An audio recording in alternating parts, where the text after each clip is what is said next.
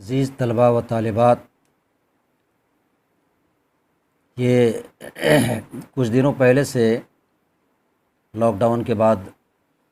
جب اسکول کی تعلیم و تعلم کا سلسلہ ختم ہو گیا تو آن لائن اور ویڈیوز بنانے کے سلسلے جو چالو ہوئے، اسی کی ایک کڑی ہے کہ آج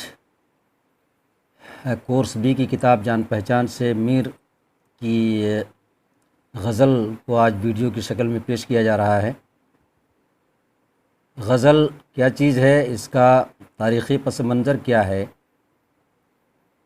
غزل کی بناوٹ، غزل کے اصول کیا ہیں، اس سلسلے میں ایک الگ بحث ہوگی اور الگ سے ویڈیو بنایا جائے گا۔ لیکن اختصار کے ساتھ یہ بتا دینا مناسب ہوگا کہ غزل کی حیت اور اس کی شکل و صورت کے لیے صنف شاعری کی جتنی بھی قسمیں ہو سکتے ہیں اس سے کچھ الگ ہیں۔ اور غزل کے بارے میں یہ بات مشہور ہے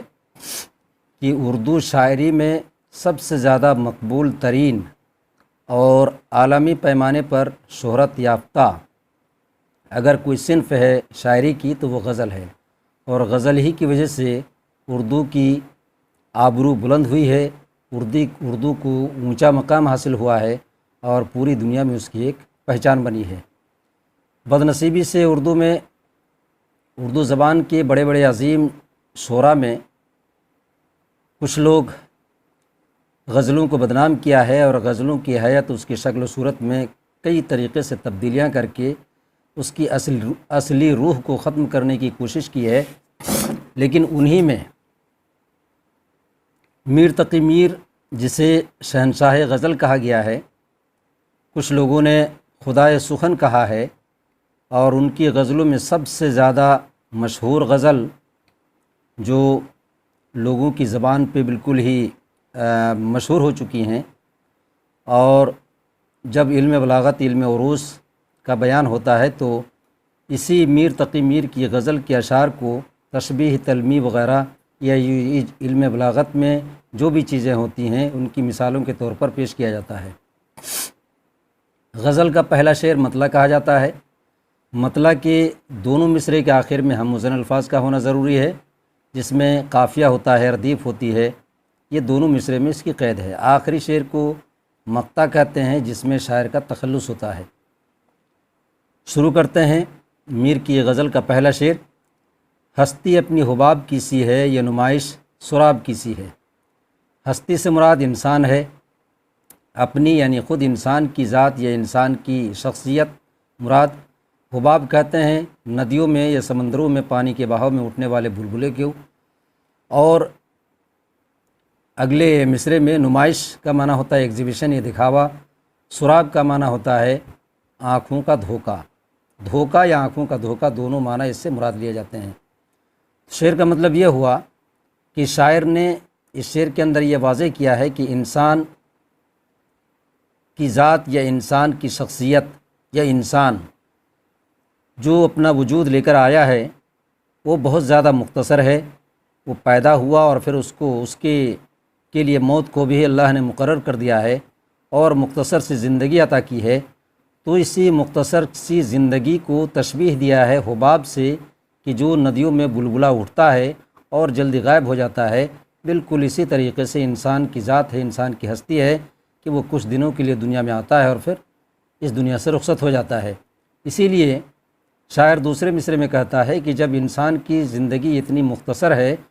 تو ایسی صورت میں اس کی نمائش، دکھاوا، دنیا بھر کے عیش و آرام کے اسباب اور سامان کا انتظام کرنا یہ سراسر غلط ہے، بے بنیاد ہے۔ اس کے وجود سے انسانی زندگی کا وجود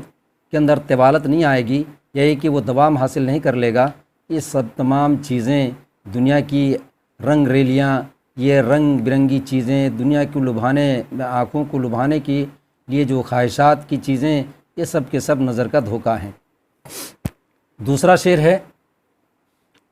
نازکی اس کے لب کی کیا کہیے، پنکھڑی ایک گلاب کی سی ہے۔ نازکی لفظ کا معنی ہوتا ہے نزاکت، نرمی یا ملائم۔ شاعر اس شعر کے اندر ٹاپک بدلتے ہوئے کہتا ہے، پہلے شعر کے اندر انسانی زندگی کی حقیقت کو پیش کیا ہے، اور دوسرے شعر میں شاعر اپنے محبوب کے ہونٹ کی تعریف کرتے ہوئے کہتا ہے کہ اس کے ہونٹ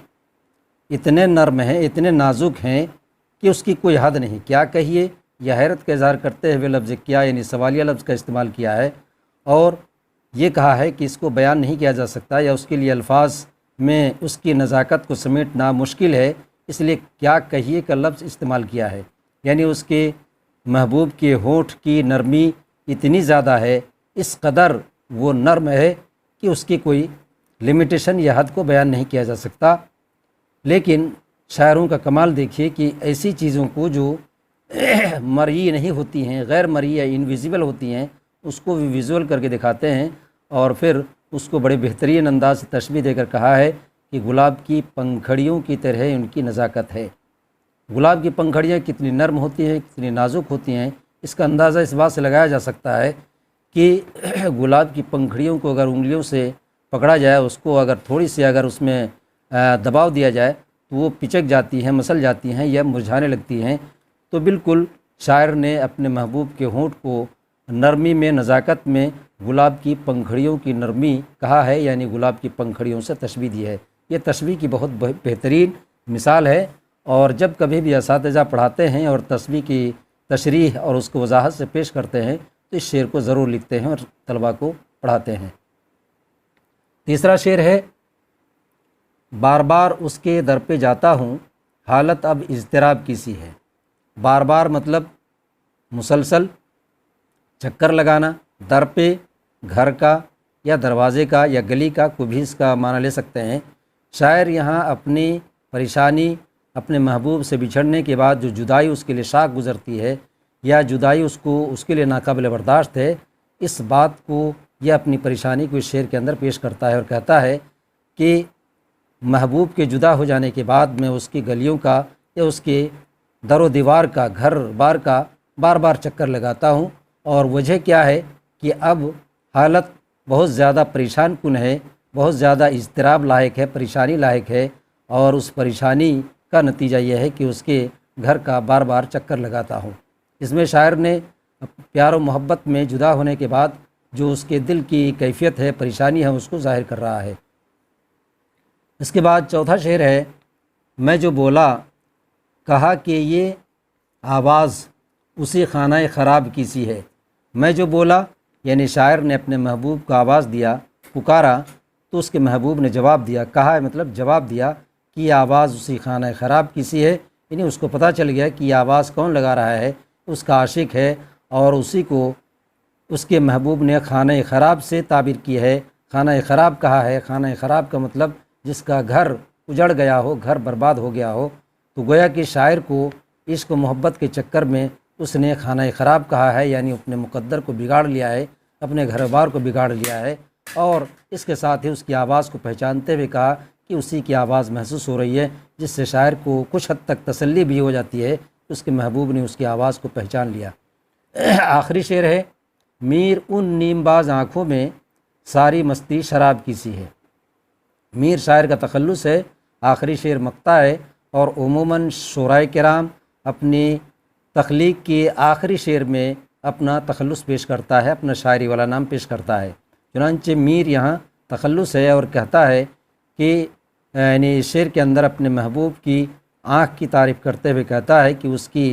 نیم باز آنکھ، نیم باز آنکھوں کا مطلب ہوتا ہے آنکھیں آدھی کھلی ہیں آدھی بند ہیں، اور ایسی صورتحال میں جب عورت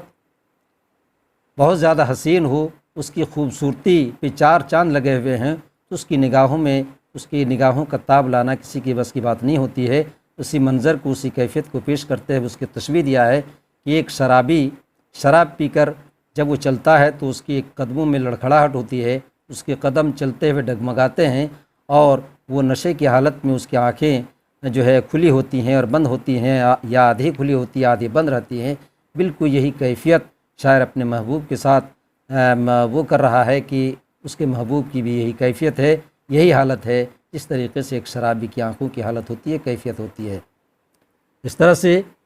یہ میر تقی میر کی یہ 5 اشعار ہیں، اور پانچوں کے اندر الفاظ بڑے آسان سے ہیں، چھوٹے چھوٹے اشعار ہیں، اور ان اشعار کے اندر تشبیہات کی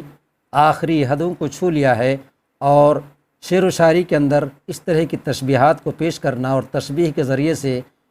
یہ اشارے اور کنایے میں اپنی باتوں کو کہنا شاعروں کا بہت بڑا کمال ہوتا ہے، اور اس